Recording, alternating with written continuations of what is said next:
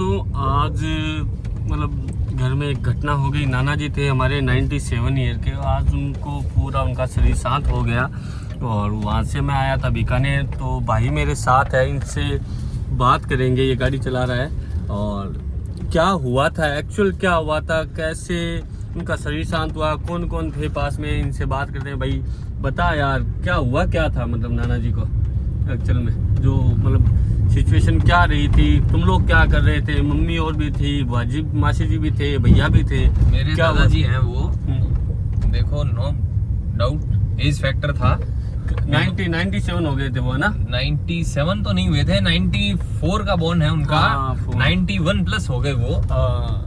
अपने मारवाड़ी में 91 प्लस 92 साल के हो गए वो। तो स्वस्थ थे बिल्कुल। जीआरपी में पुलिस में थे। हाँ, पुलिस लंबे चौड़े कद काठी के थे। दोस्तों मैं बता दूं, जीआरपी पुलिस में थे। लगभग उनकी हाइट 6.5 फुट थी। तो ये शरीर में एकदम जबरदस्त थे। खली के टक्कर अपने दारा सिंह, मतलब जो देसी दारा सिंह कह सकते हैं ना, वो थे। वो देसी दारा सिंह थे और उन्हें लोग मतलब उनकी हट्टी काठी, मतलब जो उनकी हाइट थी, पर्सनैलिटी थी, उसके कारण ही लोग उन्हें जानते थे। और मेरे को पता चला लगभग 1:30-2 बजे के आसपास, और मैं 6 बजे बस स्टैंड भी गया था। मेरे को बस नहीं मिली क्योंकि गाड़ी तो थी नहीं वहाँ, यही थी। तो लगभग 2 घंटे मैंने इंतजार किया। फिर 8 बजे लगभग बस आई और उसमें बैठा मैं। फिर क्या हुआ था भाई बता व्यूअर्स को हमारे, क्योंकि लोग जानना चाहते हैं यार काफी सारे। बस यही था, एज फैक्टर था। बीमारी उनको कुछ नहीं थी और बस बीपी की गोलियां उनके चलती थी। और अचानक उनके 10-15 दिन से थोड़ी तकलीफ थी। और कल थोड़ी ज्यादा तकलीफ हो गई। ऑपरेशन भी तो करवाया था उनका एक बार, अभी वो कुछ आज से 10-15 साल पहले करवाया था। अच्छा। वो उनके पेशाब में तकलीफ थी, टॉयलेट में तकलीफ थी, उसके लिए करवाया था। अच्छा। वो भी पूरे राजस्थान के सीनियर डॉक्टर अमीलाल जी भट्ट द्वारा किया गया था और एकदम सक्सेसफुल रहा है। अच्छा अच्छा। और उसके बाद में वो एकदम तंदुरुस्त हो गए थे वापस। अच्छा। और अभी बस 10-15 दिनों से उनकी थोड़ी नहीं, रात को जो क्या हुआ क्या था एक्चुअल, लगभग 12:30 बजे के आसपास तू बता रहा है कि 12:30 बजे तो वो एकदम शांत हो गए थे। उससे पहले शाम को 6 बजे उनको अचानक सर्दी लगी थी। अच्छा। फिर टेबलेट्स वगैरह दी। तो अच्छा। उसके आधे घंटे बाद में उनको वापस गर्मी लगने लग गई। फिर पंखे चलाए। अच्छा। पंखी से, अपने देसी पंखी से हवा दी। अच्छा। तो वापस वो नॉर्मल हो गए। फिर थोड़ा सांस ऊपर नीचे होने लगा।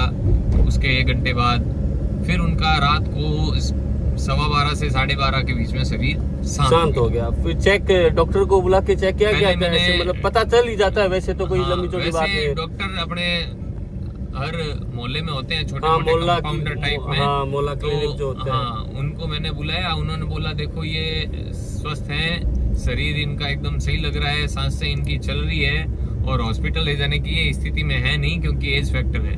उन्होंने बोला कि अब घर पे इनकी सेवा करो, हरी इच्छा जो होगी वो प्रबल है, तो आप कीर्तन करते रहो और भगवान के भरोसे रहो। अच्छा, मतलब दोस्तों बहुत ही सरल स्वभाव के धनी थे वो और अच्छी खासी पकड़ थी उनकी लोगों के बीच में। तो जब उनकी शव यात्रा थी तो मैं थोड़ा लेट ही पहुंचा था, तो अच्छी खासी भीड़ थी।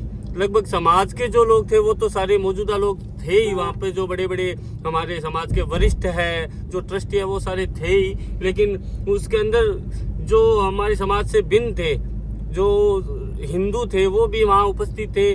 उन्होंने उनको पूर्णतः श्रद्धांजलि दी थी और सभी ने आश्वासन बंधाया। सभी हमारे साथ घर तक आए, फिर अपने घर चले गए। फिर उनके कॉल्स भी काफ़ी आ रहे थे।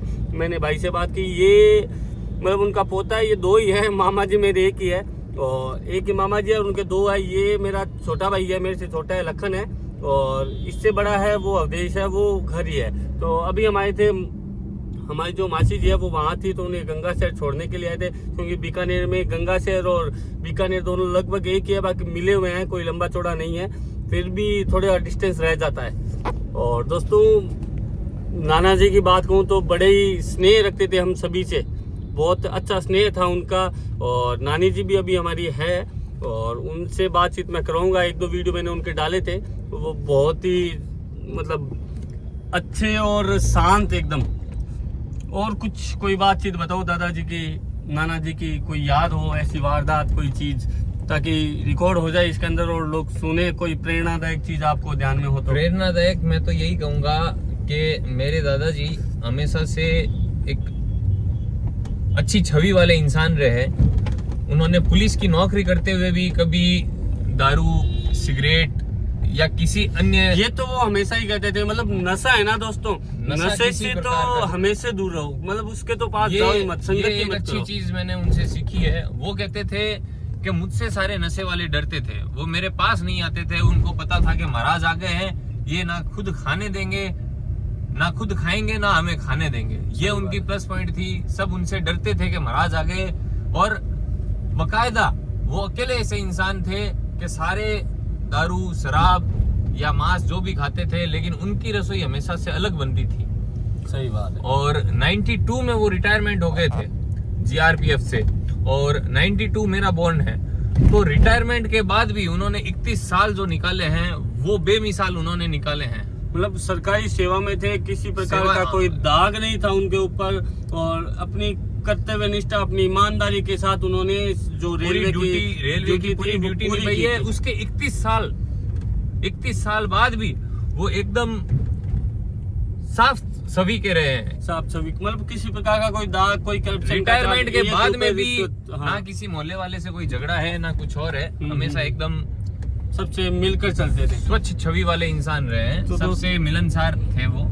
तो दोस्तों बहुत ही सरल स्वभाव के धनी थे नाना जी, और बहुत ही अच्छे। आज हम मिस कर रहे हैं उनको काफी। सब लोग बैठ के, भाई और लगभग हम 15-20 जने थे, सब बैठ के मिस कर रहे हैं यार। मतलब दोस्तों मैं सरदार से रहता हूँ, तो मेरे को भी कॉल कर लेते, अरे बेटा कट है आयो को नहीं। भी 3 दिन पहले ही उनका कॉल आया था मेरे को, और उससे पहले मैं आके मिलके गया था, और 3 दिन पहले उनका कॉल आया था कि बेटा किया भूल जाते हैं कि यहाँ आयो को नहीं बेटा, के ही हो। तो मैंने कहा मैं अभी आया था, हाँ आ गया, उनको याद भी आ गया वापस। और लास्ट तक उनकी मेमोरी अच्छी थी, बोलने में भी वो एकदम सही से बातचीत, सबको पहचाना, सब कुछ अच्छा था।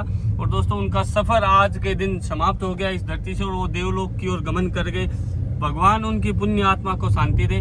और आप सभी से मैं उनका जो हमसे अपील थी वही आपसे करना चाहूंगा कि नशे से दूर रहे, नशे करने वालों से दूर रहे। जय हिंद, जय सनातन धर्म।